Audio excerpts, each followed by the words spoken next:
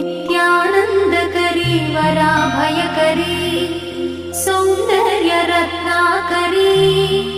निर्धूताखिल पापनाशनकरी प्रत्यक्ष माहेश्वरी